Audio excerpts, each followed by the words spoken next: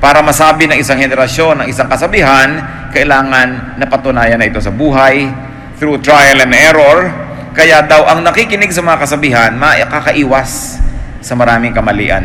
At bagamat kakaunti ang karanasan, ay magiging mga dalubhasa sa karunungan, sapagkat pinakikinabangan ang karunungan ng iba na napakatagal bago naipon. At ito daw ang mga mapapala nagdanga-aral ng Proverbs. At nais nating pag-aralan ang mga butil-butil na mga Proverbs na ito at paano nga ba ito magiging praktikal na katotohanan sa ating buhay.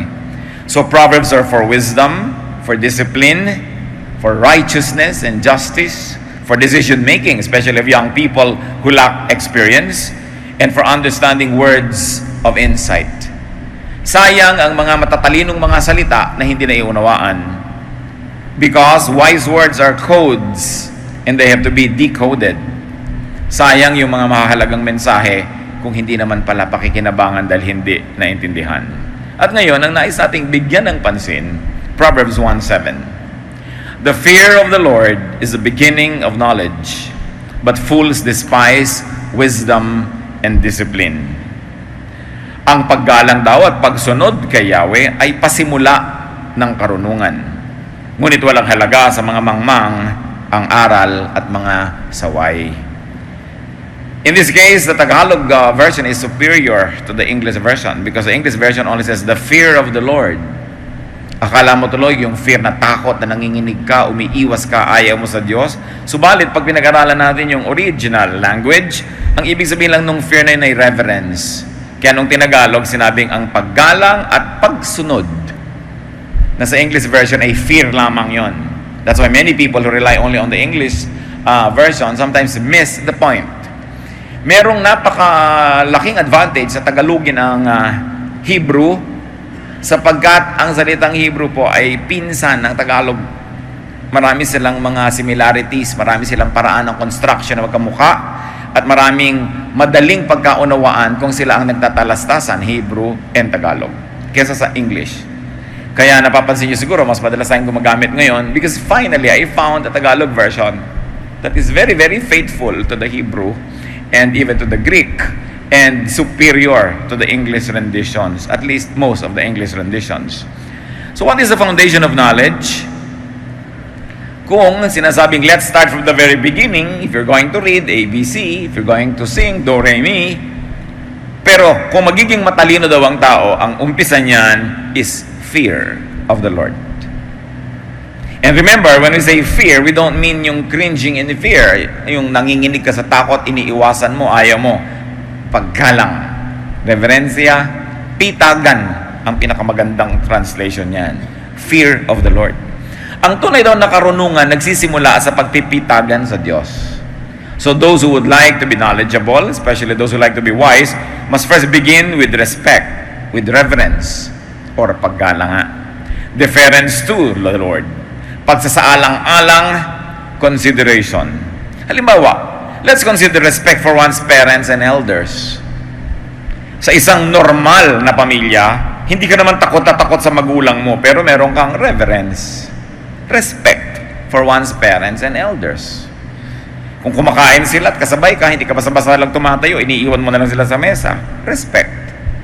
Sa mga Arabo, hindi pinapakita ng mga anak ang mga talampakan nila sa kanilang magulang, lalo sa kanilang ama. Sa kultura nila, disrespectful yun, yung ipakita mo yung talampakan mo. Iba't ibang lahi, iba't ibang pagpapakita ng respeto. So,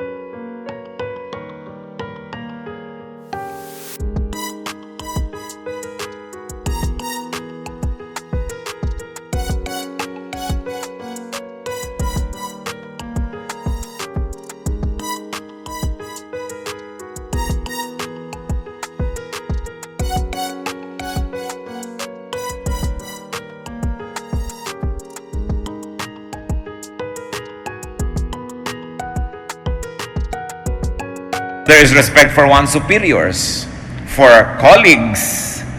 Kaya kung minsan sa mga aeroplano nakalagay as a courtesy to the next passenger, please wipe the basin that you have used because you have to respect your co-passengers. We respect one's friends. No? Hindi tayo nakikialam kung ayaw nila tayong pakialamin. Hindi tayo nagtatanong kung hindi nila tayo gustong sagutin. Hindi natin kinakalkal yung isinilihim nila sa atin kung kaibigan natin sila. Hinihintay natin sila magsiwalat ng lihim at pag isiniwalat nila, doon lang tayo nakikisalo. At kung hindi tayo nakikialam. Respect for friends. Respect for your partner or for your spouse. Na hindi mo basta-basta pinapakialaman kahit cellphone niya. Hindi mo binabasa lahat yung nandun. Liban na lang nanganganib ang inyong pagsasama. Siguro pwede mong pakialaman. Pero hindi lagi. Hindi como magulang ka, binabasa mo yung mga messages ng cellphone ng anak mo. Paggalang. Respect. Pag naglalakad ka sa isang hotel, may nakabukas na pinto, hindi yung mukha mo pumasok na agad sa loob, nakatingin ka nang nakatingin. Yung hindi mo tinitingnan, nang hindi ipinapakita sa iyo, respect. No? Very important. And very importantly, respect for oneself. Paano ba iginagalang ang sarili? Kung ang respect po ay isa sa kahulugan ng fear, therefore, to fear the Lord is to respect the Lord. And to respect the Lord is to respect everybody else because the Lord created all people. Kaya nakakapagtaka ko minsan yung mga sinasabing relihiyoso sila yung makadiyos, pero walang paggalang sa kapwa. Walang ginawa kundi alamin ang lihim ng kapwa, ibunyag ang mga lihim ng kapwa, kalkalin ang mga itinatago ng kapwa, all in the name of God. This is disrespectful. Kaya nakikita natin na hindi talaga yan natatakot sa Diyos. Kasi hindi niya naiintindihan ang pagkatakot sa Diyos ay paggalang sa Diyos at paggalang sa lahat ng nilikha ng Diyos. This fear of God has a double meaning. One is respect and one is obedience. But actually, though they look like separate ideas, they are really one. Because when you respect to the point of obedience. When you respect God to the point that you obey God. Hindi yung Diyos ko po, iginagalang ko po kayo, tas hindi ka naman sumusunod. May mga ganong anak, opo, pero hindi naman talaga sumusunod. Yung paggalang sa salita lang, panglabas, formal lang, anyo. Pero ang tunay na paggalang ay pagsunod. Lalo't kung ang ginagalang mo ay otoridad, sinusunod mo ang kanyang otoridad. And this is respect because of understanding. Hindi ba may tao habang lalo mong nakikilala, lalo mong ginagalang? Respect because of understanding. But when it comes to God, it's also respect despite lack of understanding. That you don't respect God only because you understand God.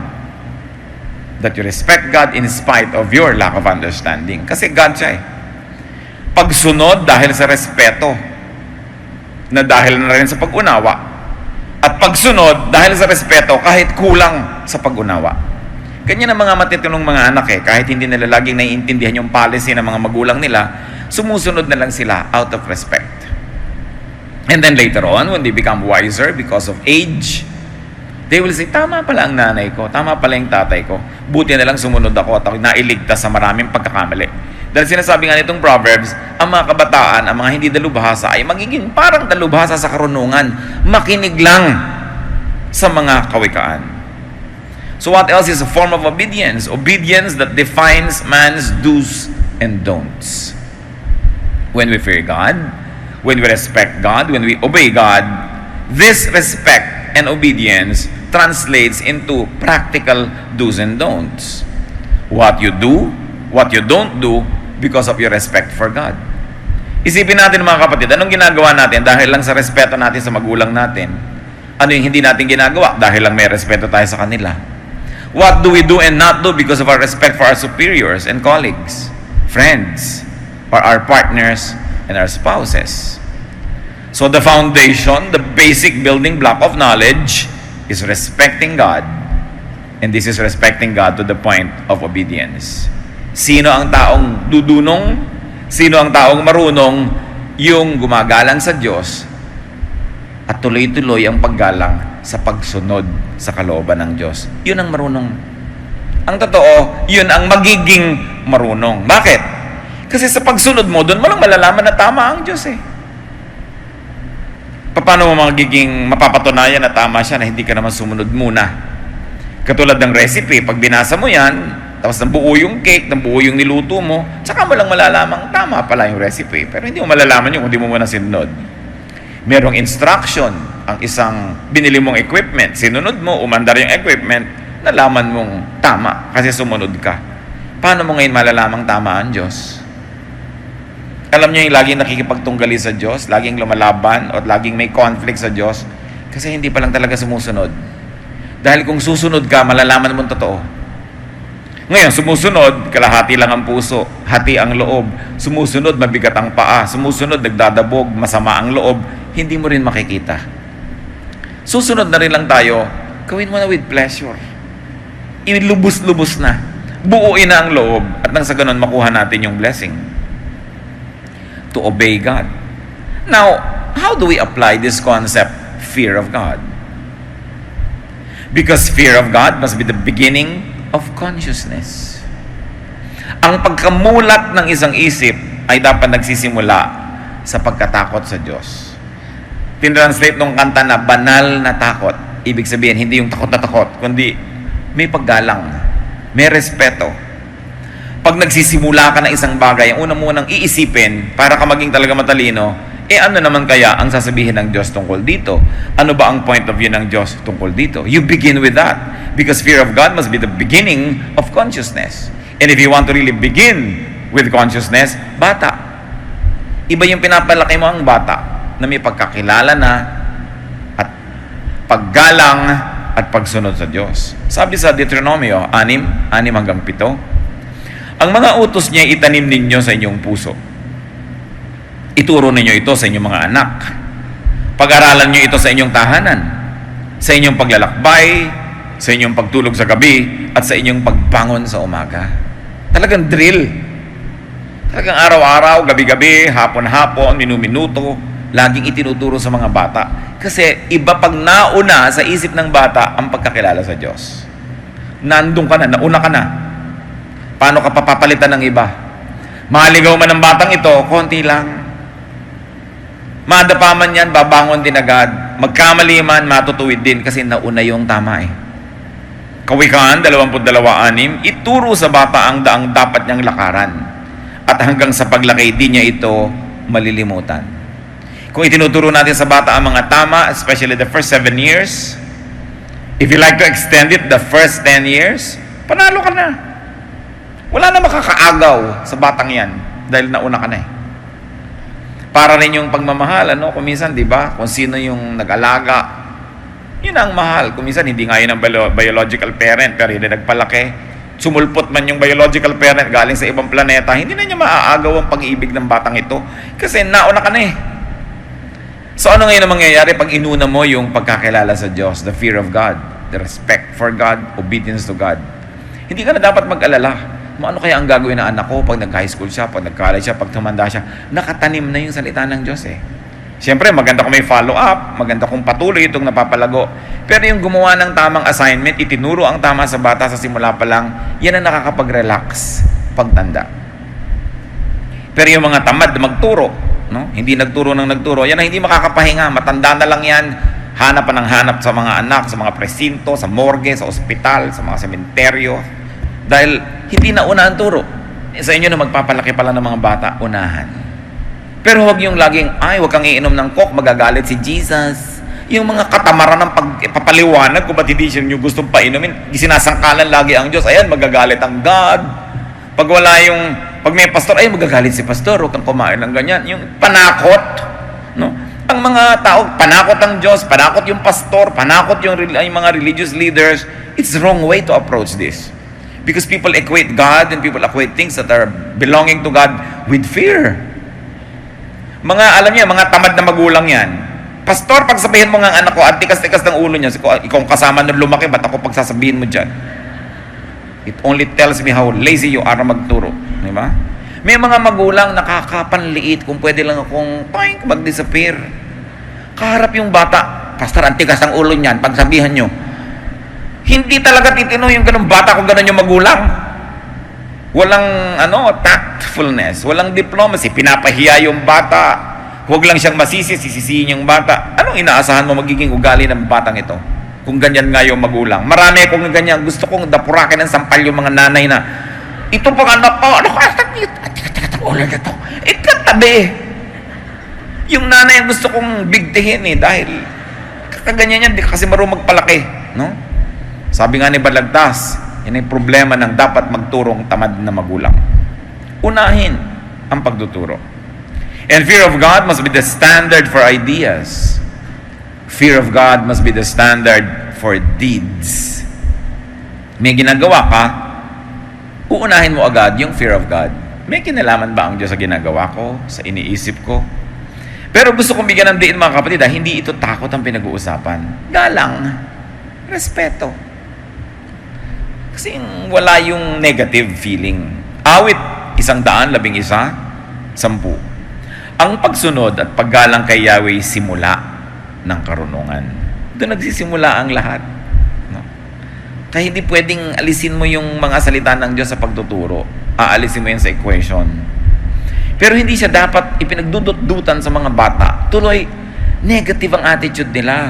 Kita niyo yung mga pinag-aral ko minsan sa mga religious schools, yung mga mahihigpit na mga religious schools, talagang para mga nakawalang kabayo pagka gumraduate na sila. Kasi sobrang higpit. Sobrang nakakasakal. Mga kapatid, ang isa sa mga nagpapalungkot sa akin sobra, yung mga Bible-based, Christ-centered, evangelical Christians na nakakasakal pagkasama mo. Nakakasakal. Ina-assign nila sa'yo yung values nila. No? Ipinipilit nila na ikaw maging clone nila. Kung yung behavior nila, ganitong gagawin nila, hinahanap nilang maging ganun ka rin. Everybody is an individual. Everybody was made by God in a unique way. So you cannot expect people to react to the same teachings and to interpret and apply the same teachings as much as you do and as much as you would. May mga tao, pag dumating sila, nagpapasikip ng mundo. Yung, naku, dumating na naman itong mga born again na to. Yung bang nakakasakal. Dapat hindi tayo ganon. Kasi hindi ganon si Jesus. Lagi tayong nagmo-moralize, assigning morality to everything. You know, morality is a very personal issue. No? While we have the same God, the same Bible that we subscribe to, you must process it. And you must apply it in a way that is unique to your situation, that brings out the best in you, and brings out the best in situations. Hindi yung para tayong Diyos, yung pag dumadating tayo, judge ka ng judge.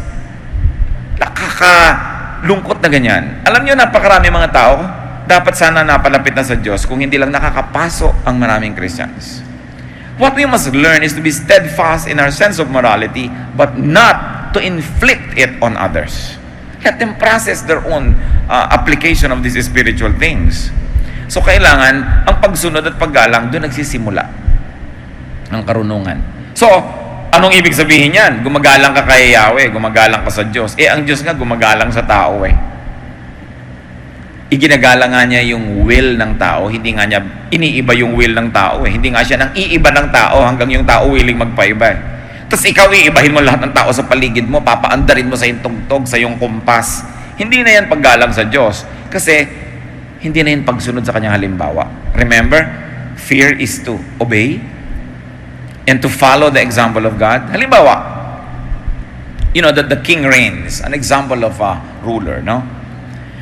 Some people may not respect and obey the king, but what will happen to them? Di ba sila ay mapapahamak, sila ay huhulihin, sila ay kinukulong. So ganyan ang nangyayari sa atin pag hindi natin iginagalang ang Diyos. Paggalang na pagsunod, hindi lang paggalang na close neck ka, naka-long sleeves ka, yung para ka laging ibuburol dahil ginagalang mo ang Diyos. Hindi lang yun. Kundi yung iginagalang mong yung kapwa, kahit hindi sila kagalang-galang, kasi iginagalang din sila ng Diyos. Dapat nating iakyat, isampa, itaas yung pagbabasa natin ng Bible At ang pagbibigyan natin ng kahulugan sa mga salitang ito. God respects people. So how do you respect God? Respect those that God respect. That means you're respectful of people. At yung ruler, pagka hindi mo ginagalang, sinusumpa-sumpa mo, ano mangyayari sa'yo? Mapapahamak ka. At marami pong kapahamakan ng tao, hindi lang natin na pagko-connect dahil hindi natin ginagalang ang Diyos. Isipin nyo kung paano niya apply yung Marami akong tragedy sa buhay. Maraming nangyayari sa akin hindi maganda because I don't respect God. Halimbawa, sabi sa mga ngaral 10, 20, ni sa isip ay huwag susumpain ng inyong hari. Ni sa pag-iisa ay huwag hamakin ang mayayaman, pagkat may pakpakang balita at may tainga ang lupa. Anong sinasabi dito? Defer to those who have power and authority. And if this applies to human, powerful personages, what more to God, who is divine, who is in heaven? Kaya dapat lagi siyang iginagalang. Kahit sa isip mo, hindi mo siya dinidisrespect. No? Kailangan laging may paggalang sapagkat nakakarating sa langit ang lahat ng mga hindi natin paggalang sa Diyos. May balik sa atin yon. Kaya kung minsan nagtataka ka, bakit ba hindi ako mag-click sa ginagawa ko? Lagi na lang ako nabibigo, lagi na lang ako nalulungkot, lagi na lang akong lugi. Maaaring yan yung mga balik ng hindi natin paggalang. Kahit ka religious. Maraming ang religious siya talagang hindi gumagalang sa Diyos in principle. Kaya kung minsan sila tong malulungkot, sila tong mga nilulunod na lang makalungkotan nilang kahahaleluya ng kahahaleluya, pero naglilibang lang talaga sila dahil alam nilang mayroong napakalaking kulang sa kalooban. Kaya dapat talaga ang inuuna yung loob, yung totoo. At walang makakapagpaliwanag ng salita ng Diyos sa inyo mga kapatid kasing tindi ng sarili niyong pag-unawa dito. That we must graduate to the level of engaging the Word of God, finding its meaning in our own terms, and applying this in our own terms so that the words of God become beneficial to us. Ibinigay ang salita ng Diyos, ibinigay ang mga utos ng Diyos para tayo magbenepisyo, hindi tayo pahirapan, hindi para tayo igapos at hindi para tayo tuligsain o kaya usigin. All good things come from the Father of lights. All good things come from above. And what are they supposed to achieve? Goodness for those who receive them. Kaya dapat sinusuri natin ang ating pananalig na nakabubuti, hindi nakasasama. Nakapagpapasaya, hindi nakakapagpalungkot. Nakakapagpaluwag, hindi nakakapagpasikip. Sapagkat ang lahat ng galing sa Diyos ay mabuti. Unang Pedro 2, 13 hanggang 14. Yun itong mga hindi nagre-respeto sa may powers. Alang-alang sa Panginoon, pasakop kayo sa lahat ng mga may kapangyarihan sa bayan. Sa emperador, na siyang pinakamataas na kapangyarihan, at sa mga gobernador na isinugo niya upang magparusa sa mga gumagawa ng masama at magparangal sa mga gumagawa ng mabuti. Again, we are being taught to defer to human authority. How much more to the divine authority in heaven? Yung otoridad na nagbibigay ng kaparusahan sa mga gumagawa ng mali at nagbibigay naman ng gantimpala sa gumagawa ng tama. Sa isip pa lang nananalo na o natatalo na ang isang tao, sapagkat ang lahat ay nagsisimula sa isip. Ang taong nakakapagdisiplina sa paraan ng kanyang pag-iisip ay nakakalugod sa Diyos. Ang Diyos ay naghahari sa ating isip. Kung may pinaghaharian siya, bagamat naghahari naman siya sa lahat ng bahagi ng ating katawan, pero palagay ko naman mas naghahari ang Diyos sa ating utak kaysa sa ating kuko. Kasi doon talaga nabubuo ang lahat ng gagawin natin. Doon tayo nakakapag-isip, doon tayo nakakagawa ng maraming bagay. Kaya yung isip, yun ay dinidisiplina. At lagi nating tinatanong, what does God think? What does God say? Magpapasya ako, ito mga choices ko. What does God want? May pipiliin ako na direksyon. What does God want? Inuuna. Yun ang respect. Kayo, ewan ko kung ginagawa nyo pa ito, pero dapat nakatira sa inyong nanay nyo, mamamalengke kayo. Hindi nyo ba siya tinatanong, Nay, ano pong gusto nyong ulam? Respect yun eh. Hindi yung ihain mo na lang kung ano gusto mong ihain sa nanay mo. Respect. Tinatanong mo, anong gusto ninyo? Gusto ng mga matatanda, sinasangguni. No?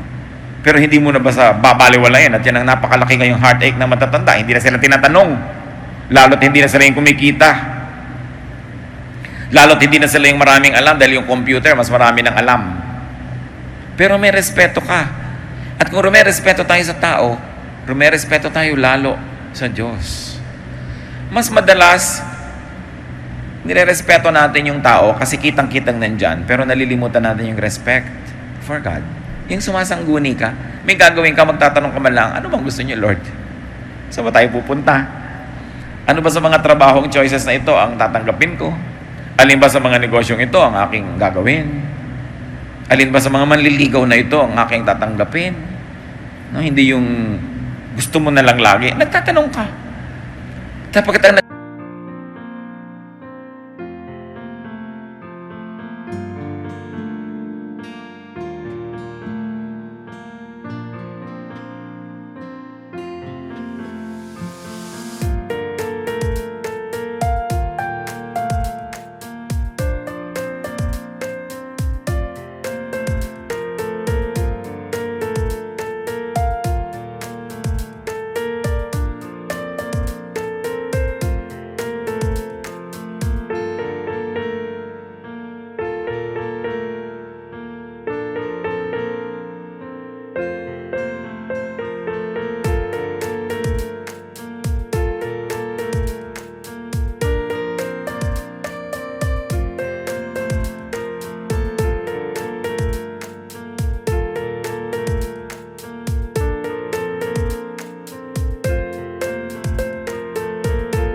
nagtatanong ay naliligtas sa napakaraming kamalian. No? Ngayon, kung sabihin mo, nagtatanong ka lagi sa mga religious leaders, hindi naman lagi ang sinasabi ng establishment, yun ang sinasabi ng Diyos. No? What the religious establishment say is not always what God says. Kaya, sinusuri mo rin yan. Sasabihin kasi natin, bakit ganun? Ang religyoso ko, masunurin ako sa lahat ng utos ng simbahan, pero ba't hindi ako masaya? O bakit miserable ako? O bakit parang may kulang? Kasi hindi naman lahat na itinuturo ng religion yun talagang gusto ng Diyos. Kaya ang pagtulig sana lang ng Panginoon sa mga religious leaders, ganun na lamang. At paulit-ulit ko yung sinasabi. Paulit-ulit. Nagsasawa na nga siguro kayo niyan. Pero kasi kitang-kita ko mga kapatid na isang napakalaki magpahirap sa tao, reliyon. Hindi yan masama. Maganda nga yan. Pero dapat yung relihiyon nakasang-ayon sa kalooban ng Diyos, hindi lang doon sa convenience ng mga leaders, sa convenience ng social engineering, sa convenience ng peace and order, that many individuals are sacrificed. Hindi na iginagalang ang individual for the sake na lang of order. Ganon. Maraming ganyan di ba? Pagka for the sake of order, o lahat papakainin, magkakamukha na, wala ka nang pake kung merong allergic ito, hindi nyo ito pwedeng kainin. Yung isang tao, ayaw niya ng gano'n na pagkain. Wala ka na doon, basta nag-serve ka sang lahat, o maayos na, kakain tayo ng 7, 7:30, tapos na. Tapos, di ba ganyan sa mga camp, ganyan sa mga retreat, tinatanong ka ba, allergic ka ba sa bagoong? Gusto mo ba ng ganito? Ang gusto mo bang butter, matigas o malambot? Anong bang gusto mong tinapay? Hindi ka natatanungin. Yung talagang parang batong pandesal doon at yung mantikilyang kasing nipis ng hangin, yun na kasi camp. Kasi ang iniisip ng camp organizers, kailangan 6 magpakain para 6:30 tapos na. Ganon. Ikaw naman gusto mong tulog ka pa hanggang 6:30. Hindi pwede. Gising na kayo lahat. Intindihan niyo ako mga kapatid na yung pangkalahatan, bihirang effective sa individual yun And when you look at Jesus, Jesus always paid attention to the individual. Baka naman mag-camp tayo, humingi kayo ng mga kapritsyo nyo, ha? Example lang yun.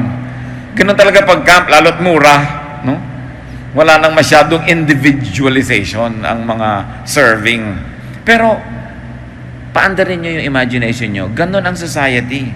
No parking, kahit na ikaw lumpo, hindi ka makapark dyan, buti sa mga advanced civilizations, ginagalang nila, pwede ka mag-park kung ikaw ay medyo physically challenged, no?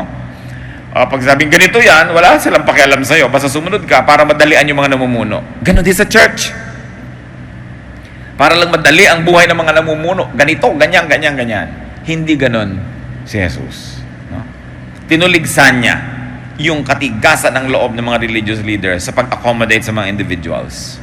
Matthew 15:8. Ang paggalang sa akin ng bayang ito ay pakunwari lamang, sapagkat sa bibig at hindi sa puso ito bumubukal.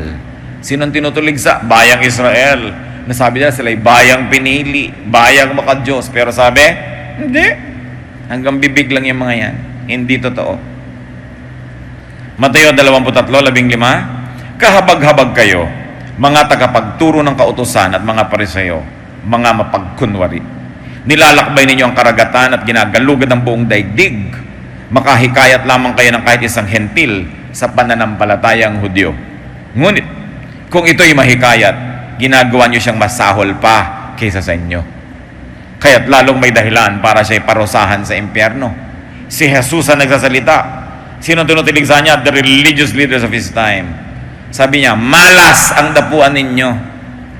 Malas ang sumunod sa inyo. Malas ang makonvert nyo. Dahil lalong mapapahamak sa impyerno. Dahil marami kayong ituturo na pampahirap, pampagulo. People become judgmental, people become selfish, and people become self-righteous pag dinapuan ng mga teacher na ito. Sabi, you make them twice as much a son of hell as you are. So anong ibig sabihin ng paggalang sa Diyos? Hindi lang i-impose mo ang iyong mga religious standards on people, kundi igalang mo yung mga tao kahit yung ayaw maniwala sa iyo. Kasi ganun si Jesus. Kahit yung hindi sumusunod sa iyo. Hindi yung ganyan ka lang dahil masunurin sila. Pagka hindi na sumunod bukas, sisipain mo na hindi mo na siya kapatid. Ganun ba ang paggalang sa Diyos? Kung iginagalang nyo ang inyong magulang, anong gagawin yung trato sa inyong kapatid? Ginagalang nyo magulang nyo, nagkamali ang kapatid nyo, anong gagawin nyo? Papatayin nyo yung kapatid nyo? Hindi yung magulang nyo ang nagdamdam. Ginagalang nyo ang magulang nyo, ang inyong kapatid ay nagkulang, nagkamali, anong gagawin nyo? Itatakwil nyo? Anong mararamdaman na inyong magulang? Pero ganoon, ang napakarami mga sasabing, we worship God. Pero ang sama ng pakikitungo sa mga kapatid, sa mga kapatiran, lalo't lalo ang mga kapatid na ito'y nagkakamali. Lalo't lalo ang mga kapatid na ito'y nadapa. Paano mo papakitunguhan ng Diyos kung hindi ka nakikitungo sa mga anak niya na mahal din niya? So, paulit-ulit na binibigyan natin ng kahulugan. Ano bang ibig sabihin na irespeto natin ng Diyos? What does it mean to really fear God? Now, fear of God must inform, it must shape, and it must direct human activity and achievement. Na siya ang lagi mong iniisip, ano nga ba ang marapat, nakagalang-galang na pamamaraan para sa tingin ng Diyos? Kawikaan 15:33, ang paggalang at pagsunod kay Yahweh ay nagtuturo ng karunungan. Sabi sa mga ngaral 12, 13 hanggang 14, sa kabila ng lahat ng ito, isa lamang ang aking masasabi. Matakot ka sa Diyos at sundin mo ang kanyang mga utos, sapagkat ito ang buong katungkulan ng tao. Lahat ng gawin natin, hayag man o lihim, mabuti man o masama, ay ipagsusulit natin sa Diyos. So pag may ginagawa tayo, dapat lang tayong aware. Ipagsusulit ko to. Mananagot ako dito. Makakatanggap ako ng palo o haplos. Makakatanggap ako ng gantimpala o parusa sa iniisip ko, sa ginagawa ko. Therefore, all human activity must be informed and shaped and directed by our conscious effort to respect God. Be wise. Respect God. Pag sinabi mo, paano ka igagalang ang Diyos? Hindi ko naman siya nakikita. Paano ka igagalang ang Diyos? Nasa langit naman siya. Paano ka ba pwedeng bastusin ng Diyos? Di ba? To respect God, and you don't know how to do it, because many of us don't know how to do that because God is invisible, just respect God's creation. Di ba? Ginagalang mo ang asawa mo, nagluto. Paano mo ngayon itatrato yung niluto niya? Igalang mo rin. Kahit minsan ka walang lasa. Di ba? Pero igagalang mo dahil iginagalang mo yung gumawa. Iginagalang mo halimbawa ang isa mong kaibigan. So yung anak niya, alang-alang sa yung kaibigan, tinatrato mo ng mabuti. So paano igagalang ang Diyos? I like to propose one very practical way. Just respect God's creation. And the highest and the foremost creation of God ay tao. Kung sa theology, hirap na hirap kang i-translate how to respect God, then just respect your fellow men. That is pure religion. Awit 8, 6 hanggang 8, ginawa mo siyang pinuno ng lahat ng iyong nilikha. Sa lahat ng mga bagay, siya ang iyong pinamahala. Mga tupa at kawan, pati ng mga mababangis, lahat ng ibong lumilipad at mga isda sa karagatan, ang lahat ng nilikhang nasa karagatan. Ibig sabihin, talagang binigyan ng Diyos ang tao ng very special position. Hindi mo kayang sampahin yung langit para irespeto ang Diyos. Irespeto mo ang tao, pagrespeto na rin yun sa Diyos. Sinasabi mo, paano ka nun mababastos ang Diyos? Madali, mambastos ka lang ng tao, binastos mo na ang Diyos. Kaya maraming mga tao, umaani ng maraming parusa, hindi nila alam kung saan ang galing. Kasi ang dami pala nilang taong binabastos. Ang dami pala nilang taong hindi pinapahalagahan. Yung iba naman nagtataka, bakit kaya ang luwag-luwag ng buhay ko, lahat ng ginagawa ko magaan? Yung pala, ang dami lang ginagalang. Kasi, sabi ni Lord, whatever you do to the least of this, you do to me. Mahirap bang maintindihan yun? Hindi na natin kailangan maging napakalalim At napakataas sa ating pananalig. Ibaba mo lang sa lupa yung application. Respect for God is respect for people that He loves. He loves people whether they are lovable or not. It means respect for others. Unang Pedro 2:17, igalang ninyo ang lahat ng tao. Ano bang ibig sabihin ng lahat? Lahat. Filipos 2:3, ituring ninyong higit ang iba kaysa sa inyong mga sarili. At meron pa pong isang mahalaga. I like to propose a very profound religiosity.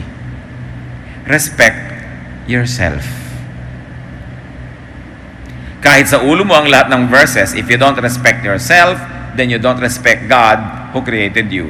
Therefore, you are disrespecting God in spite of your religion. Respect yourself. Psalm 139:14, I praise you because I am fearfully and wonderfully made. Your works are wonderful.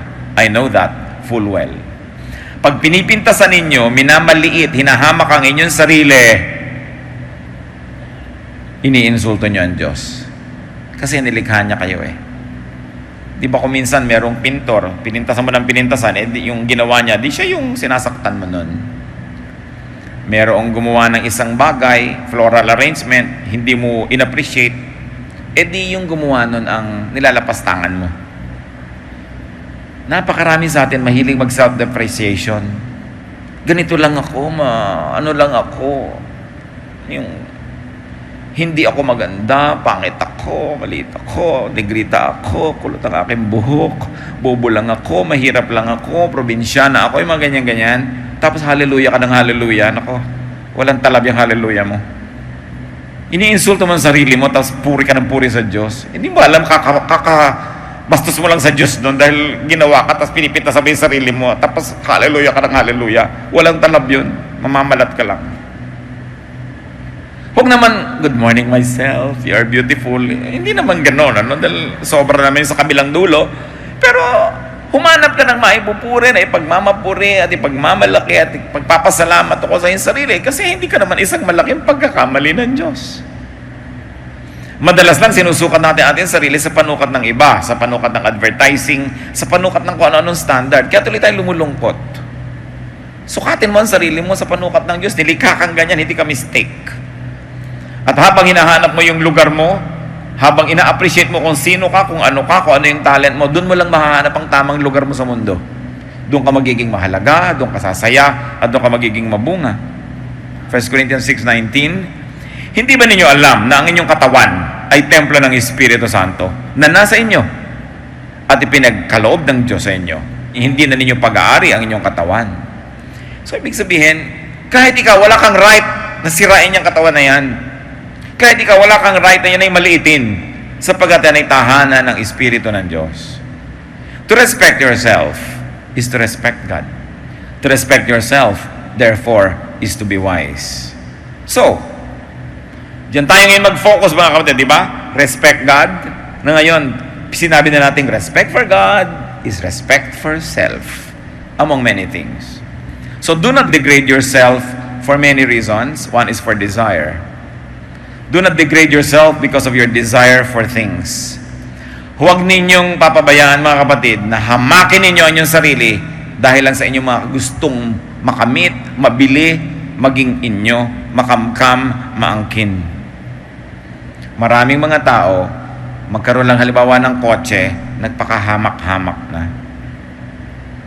Makuha lang yung mas malaking mana, nagpakababa-baba na ng pagkatao, pati mga sariling kapatid, kinakatalo na. Makamit lang yung hinahangad, ibinaba na ang sarili sa putik, hinamak na ang kanyang sariling dangal. Tapos things lang yung ipapalit mo. Sabi sa Mateo 6:26, masdan ninyo ang mga ibon, hindi sila nagtatanim, ni umaaniman, o kayo nagtitipon sa kamalig. Ngunit pinapakain sila ng inyong Ama na nasa langit. Hindi ba't higit kayong mahalaga kaysa mga ibon? So why degrade yourself just for a piece of jewelry? Just for a piece of property? Just for a little something? Sabi, higit kayong mahalaga kaysa dyan. Hindi kayang tumbasan ang halaga ng salapi, ang dangal ng isang tao. Ang kanyang halaga sa tingin ng Diyos.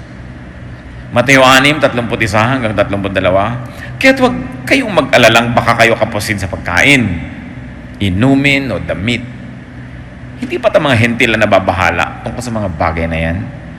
Alam ng inyong Ama na nasa langit na kailangan ninyo ang lahat ng yan. Bakit ito sinasabi? Kasi sa pag-aalala ng tao, marami rin siyang sinusuot na pagpapakababa.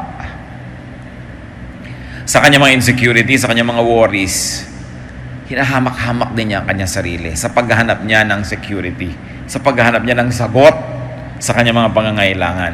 Sabi, mga ibon, yung mga insekto, pinapakain ng Diyos. Kayo pa ba? Hindi pa ba nyo naintindihan kung gaano kayo kahalaga sa Diyos? Kuminsan, di ba? Meron ako nabasa sa Reader's Digest, isang ina, mahal na mahal niya yung anak niya, halos hindi pa dapuan sa insekto. Ito namang anak talagang naglayas.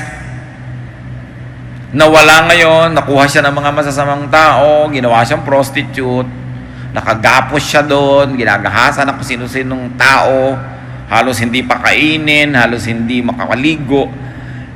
Anong pagbasag sa dibdib ng isang magulang na ang mahal na mahal mong anak, halos itangi mo at idambana, ay ginaganong-ganon ng iba? Diba? Ngayon, nararamdaman din yun ng Diyos pag ginaganon natin sarili o nang gaganon tayo nating kapwa. Sapagkat ang bawat tao ay tinatangi ng Diyos. All our theology will mean nothing if we don't love people genuinely. Whether they are lovable or not, whether they conform to our religious standards or not. No? Love is what Jesus exemplified. Yung paghahangad, nakakapagpababa yan. Hindi ko na kailangan explain sa inyo. Isipin niyo lang mga kapatid, ang mga sarili niyong paghahangad na nagmukha kayong cheap. No? Dahil lang interesado kayo. What you do not covet cannot enslave you. Sino ang taong malaya? Yung hindi naghahangad. Sapagkat hindi kayo kayang alipinin ng hindi nyo pinagnanasaan. Di ba kahit sa pag-ibig, nagpapakaali-alipin ka dyan dahil gusto mo siya eh. Eh kung hindi mo siya gusto, ba't kaya binabantayan mo kung sino ginugusto? Binabantayan mo kung sino hahangarin, kung ano ang gugustuhin, dahil nagiging alipin ka niyan. Do not degrade yourself because of your desire for ambition. Now, don't get me wrong. Hard and honest work is not degradation. It is not degrading. Pag nagsisikap ka lang talaga. Pero may mga ginagawa yung iba na dahil sa ambisyon, nagkakandababa talaga. Yung kahit na sila magpakababa sa harap nitong isang tao, sa harap lang ng iba, magmukha silang mataas, pwede na rin. No? Yung mga pakitang tao. But stooping too low, stripping oneself of respectability and losing self-respect for ambition is nothing. Because remember, our ambition must be tempered by our respect for God. And the moment that you lose your respectability for ambition, you're already destroying the very fabric of what ambition should be. May isa pa na hindi natin dapat ahayaan mga kapatid. Do not degrade yourself for desire for pleasure. Yung mga iba gusto lang makapagbakasyon, ibebenta na ang kaluluwa. No? Gusto lang sumarap ang buhay kahit na ibayad na yung kanyang dangal. Desire, which can be sexual or non-sexual, can be very, very powerful. What do people go down to and put up with in pursuit of pleasure? Yun lang mga nandadaya sa mga asawa nila, no? Para lang magkaroon ng kulasisi. Kung ano-anong mga nakakapagpababa ng pagkataong ginagawa niyan. Para lang mailihim, para lang magawa ang kanyang mga pinagagawang hindi niya dapat gawin dahil may pananagutan siya sa kanyang asawa. Nagtatago, sumusuot sa mga sulok-sulok, gilid-gilid, nagpapanggap, kung ano-ano. Dahil lang sa paghahanap ng sarap. At kung meron akong gustong bigyan ng diin, isa pong malakas magpababa ng pagkatao mga kapatid is desire for romance. Desire for love. No? Sabi sa mga hukom, 14, 1 hanggang 2, isang halimbawa ito ng paghahanap ng pag-ibig na hindi naman dapat kasi. Minsan nagpunta si Samson sa Timna at nakakita siya roon ng isang dalagang Filistea. Nang siya'y umuwi, sinabi niya sa kanyang mga magulang, mayroon po ako nakitang isang dalagang Filistea sa Timna. Kunin po niyo siya para sa akin. Gusto ko siyang mapangasawa. Samson's desire for romance led to his downfall. Now, not all desires for romance leads to downfall, ha? Kaya lang, alam mo pa lang sa simula, tragedy ito. No? Hindi na yung ipagsisiksikan mo ang iyong sarili doon sa hindi dapat. Those who seek love and romance to the point of degrading themselves only lose that love more quickly. Pag nagpapakaaba ka, nagpapakababa sa harap ng iyong gustong umibig sa iyo, lalong di ka naiibigan. Learn. Kung bakit ganun, pag mahal na mahal mo, talagang kung ano-ano, nagiging clown ka na, nagiging payaso, kung ano-ano, pinaggagawa mo sa sarili mo para ka lang mapansin, pero lalo ka lang pandidirihan. No? Kasi alam niya yung paghabol sa isang taong ayaw sa'yo, kakadiri ka lang nun, wala kang mapapala, tatakbuhan ka lang. Masakit sa mga umiibig pero makinig kayo. Kung ayaw sa inyo, pasensya kayo, huwag niyong habulin. Wala kayong magagawa para kayo magustuhan. Kasi yung pag-ibig, tumutubo ng bukal, kusa. Kung nagsisirko-sirko ka, lumululong ka ng libu-libong karayom, bumubuga ka ng mga lahar para ka lang magustuhan, lalo ka lang lalayuan. In romance, especially if you are not loved anyway, or if you are not loved as much as you are loving, you only lose your glow when you love too much. You only lose your glow when you give too much. Because the beauty of love is in the unseen. The thrill of love is in not giving everything. No? Kaya mga bigay na bigay para ka lang maibig, talagang kukunin lahat at bukas hindi ka pa rin ibig, lugi ka lang lalo. No? Mahihirapan ka lang na naibigay mo na lahat, huwag ka na magbigay, nahirapan ka rin, may natira sa'yo. In other words, respect yourself, even in terms of love and romance. Because it's the only way to be respected in turn. It's the only way to keep something for yourself if you don't get respected in the first place. Maraming nagkakamali kasi nabubulagan ng isip pag umiibig na. Pag ayaw sa'yo, kahit anong gawin mo, ayaw sa'yo. Kung hindi ka gusto, huwag kang maghabol, lalo ka lang tatakbuhan. Ngayon, kung hindi ka mahal, huwag kang paselos-selos, lalo ka lang nakakainis nun. Ang pagseselos ay masarap lang kung mahal mo yung nagseselos. Pero kung hindi mo mahal yung nagseselos, gusto mo siyang ilibing ng buhay. Bago kayo ilibing ng buhay ng pinagseselosan nyo na hindi na kayo mahal, tanggapin yung katotohanan. Lalo hindi nyo asawa. Siyempre, kung asawa, meron kayong right magselos. No? Pero yung girlfriend lang kayo, selos kayo ng selos, alam nyo na ayaw kayong puntahan, text ka pa ng text. Paramdam ka naman. Ayaw na nga magparamdam. May gusto mo pang magparamdam. Padala ka na ng padala ng load, hindi ka pa rin tinetext. Hindi mo pa ba naiintindihan yun? Kailangan pa mag-memorize yan. Yan ang sinasabi natin, huwag ka magpakaaba kasi anak ka ng Diyos eh. Kasi may halaga ka. May magpapahalaga sa'yo, hindi ka pinapahalagahan ito. May duta ng sarili mo dyan. Dahil lalo ka lang bababa yung value. Dinagdagan mo, lote, may mana akong lote. O may kotse, ang dami mo na ibinagdag, ayaw pa rin. Diba? Susunod mo, teka muna, mali ito. Magtitira dapat ako sa sarili ko. Para pag dumating yung tamang tao, meron pa siyang abutan.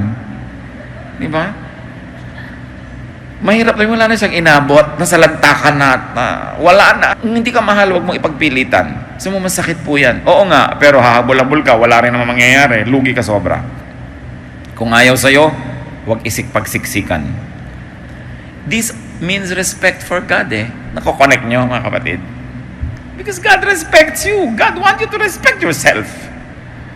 Keep something for yourself.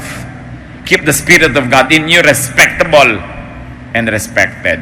Yung mga ibang magulang sabihin, bakit mo ginanyan ang sarili mo? Dala-dala mo ang ating pangalan. Nakala mo kung ano yung pangalan ng pamilya nila. Every family has a skeleton in the closet, ha? Huwag na kayong mga pamilya natin. Lahat ng pamilya may bulok. Lahat ng pamilya may lihim, may baho. Habang tinatanggap niya ng mas maaga, mas makakalaya kayo para hindi na lang kayo pagod na pagod mag-image dyan. Lahat ng pamilya, walang perfect. Nakakalaya ka. Sabi, ganyan talaga. May kapintasan kami. Diba? Talagang may lola kaming ganon, may kapatid akong ganito, yung ganito kami. Ganito kami. Diba? God is not finished working on all of us. Pero sa ang pamilya natin, kinaladkad mo sa kahihiyan, galit na galit dahil dala mo yung pangalan. Eh yung pangalan ng Diyos, nadala mo, nilikha ka ng Diyos. Tapos kung saan mo kinaladkad yung karangalan na yun, di ba? Remember that you are not your own, you were bought at a price. Sabi sa 1 Corinthians 6:19, hindi ba nyo alam na ang inyong katawan ay templo ng Espiritu Santo na nasa inyo at pinagkaloob ng Diyos sa inyo? Hindi na ninyo pag-aari ang inyong katawan. Gusto mo mang ipamigay lahat yan, hindi pwede kasi hindi naman sa'yo lahat yan eh. Kaya dapat may itinitira ka. Kahit man lang yung parte ng Diyos sa'yo, matira. Huwag mo ipamigay. Kasi hindi naman sa'yo yon. Kaya hindi ka mauubusan ng paggalang sa sarili mo kasi may